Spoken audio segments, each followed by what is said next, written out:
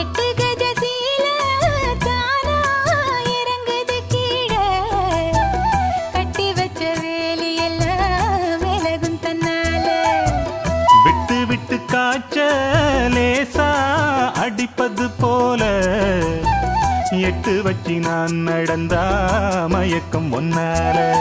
சுத்துற சுத்துற வண்டு பாடு சத்தம் பூவுக்கு கேக்குது முன்னால அடி கத்துன கத்துன காதல் கிளி சத்தம் காதுல கேக்குது தன்னால